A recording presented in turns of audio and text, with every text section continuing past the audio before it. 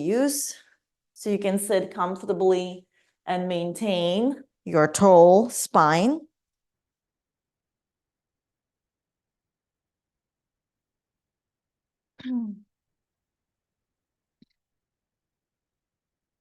So from here, we will continue working on our third eye and the connection of the third eye to our brain and to our vagus nerve.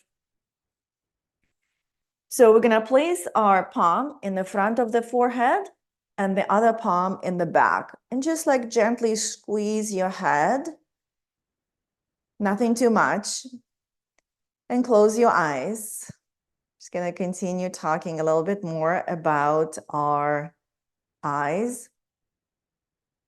So eyes are constantly sensing information from the environment for safety. And again, depends on our attachments down low and associations with different cues and signals from the environment. Our body is going to be feeling triggered from that input or feeling safe. So that's why I notice when you are feeling some resistance in certain situations or environments, notice your eyes. You might notice that your eyes are just like moving a little bit more to kind of help you, to protect you, to keep you safe. And then relax. Relax your hands. And then from here, we're going to place our hands behind the head where the head meets the neck, and just create kind of like that nice cupping. So you can interlace the hands or not, whatever feels good. If you have some shoulder issues, you can keep only one hand there. Okay. Keep your head straight, close your eyes. And now with eyes closed, see if you can notice the subtle sensations of your eye movement all the way in the back where your hands are. So keeping your eyes closed, see if you can start moving your eyes up, down, side to side, circles with eyes closed. And this is where we start practicing that kind of intuitive sense. Can you notice subtle movements of your eyes in the back of your head? Because that's like where they connect to through the muscles and the nerves. You might be able to notice, you might not. You might also be able to try that on the floor with a harder surface. And then I'm going to relax the hands. So when we carry a lot of stress, that is really long stress from here and stress of the everyday life, and we also don't do the work to bring ourselves to safety and to like normal calming, you might start feeling build up tension in the neck, in the shoulders, in the head. Like I work with a lot of clients who have tight muscles in all of those areas. And of course, we go to chiropractors and massage and stretching and all of that. All of that is great. But if it keeps accumulating, we're not really going back to the roots and to the body and actually allowing ourselves to work with what our brain and nervous system perceives as threat and unsafe, so that we can create more long-lasting effects and release the tension.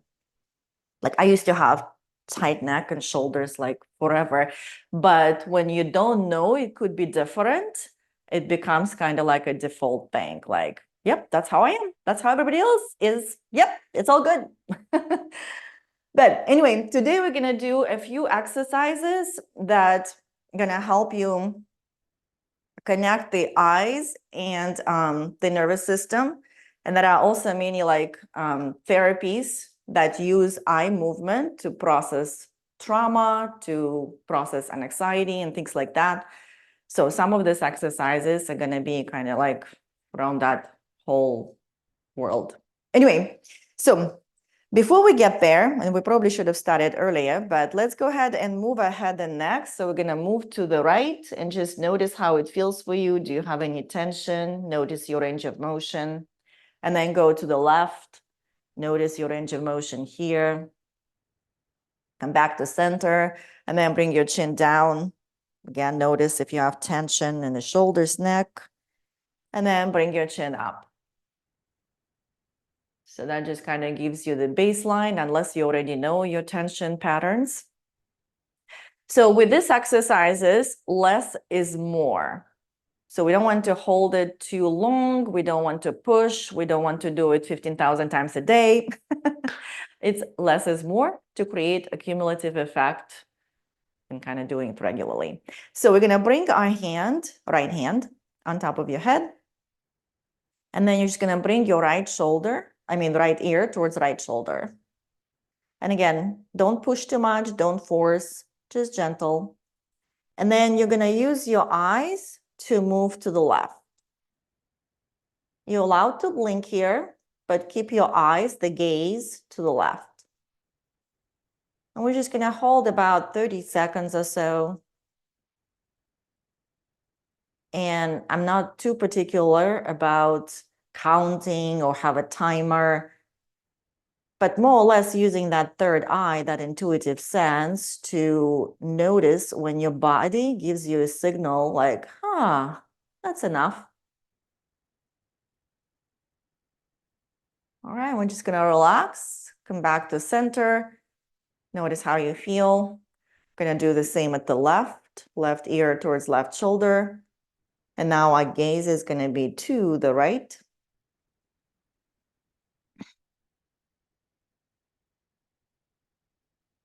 So some physical responses that you may notice that the nervous system is going to give you to let you know that you are accessing the calmer state. It can be sighing while breathing, buildup of saliva. So you might notice that you're swallowing a little bit more often, yawning, and just that slow heart rate. And again, we're going to come back to our center and just notice how it feels. And then from here, we're going to bring both hands and now at the crown of the head and just gently press down on the head. But at the same time, from the root chakra, activate your pelvic floor muscles, if you know how to do that, and just lift up. And just notice this connection of the divine. And close your eyes, but move your eyes inside. So look up with eyes closed, look down with the eyes closed, side to side, make circles, and just explore. So this is a window to our soul and to, again, other dimensions. So that's why we live in the world where the eyes are concentrated into small devices and what is here in front of us, which also creates a little bit of that tightness and concentration and contraction to stare right here in front of me all the time for hours, the computer, the cell phone. And we're going to lose the touch of looking outside and to bigger vision. So then from here, we're going to relax our hands and open our eyes.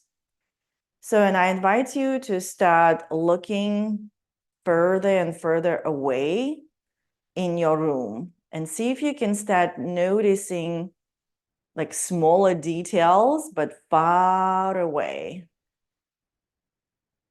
And if your eyes don't do that often, like I said, we live in a world that concentrates in front of you. You might actually start noticing that your eyes kind of feel tired to look outside into the bigger picture. So then bring your awareness into the floor, but again, further away from you. Like one practice that I like to do, I set up a candle and I put it like, I don't know, 6-10 inches in front of me. And I just stare at the candle flames. and then use my third eye and intuition to see all these different images that the flame makes. And I just play with, figuring out what they are. So that's one way to play with it. And then we're going to blink the eyes. So again, because we concentrate here and there, so our eyes don't blink much. So let's go ahead and blink our eyes and then squeeze your eyes as hard as you can. And then very, very, very slowly open and just notice how your whole facial expression also feels softer. And we're going to do it again. Blink your eyes first. Blink, blink, blink. And then squeeze your eyes, squeeze your eyes, squeeze your eyes. And relax. And then we're going ahead and retest our movements. So I'm going to turn to the right, to the left. Notice if you feel less tension, less tightness, or your range of motion is a little bit more. And it's surprising, if you do feel that, it's surprising. We didn't do much, but because we allowed our nervous system to get to safety and calmness, our whole muscles just release because it's very much nervous system regulated. So just to kind of give you a practical example, maybe for you to take home and do the homework. So how our third eye and our ability to expand our vision and kind of go beyond our linear dimension of where we are here and now, because if a human feels unsafe, which is here, that's that sacral chakra, so then we think like, this is it. I'm here to fight, and I'm here to work hard, and da-da-da-da-da. That human who goes and fights and works and does the thing right and not to fail and all of that. And we lose that ability to go here and actually receive messages and be in that energy of serendipity and miracles. So, but when we're here and energy is flowing, the heart is open, so you're connected to your soulful you.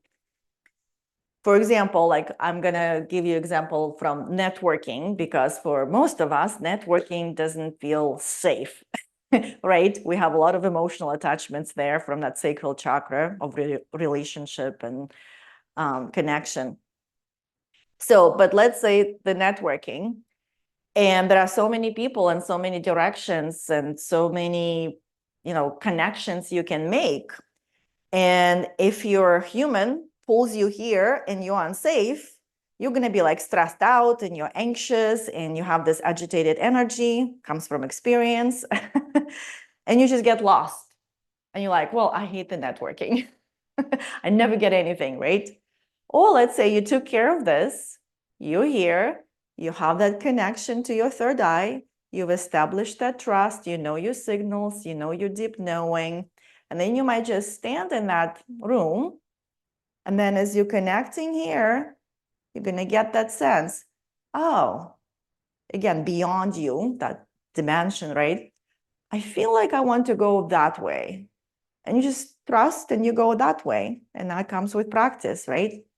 And you go that way and you meet exactly that same person, exactly, conversation that you want to have, exactly the energy you want to experience.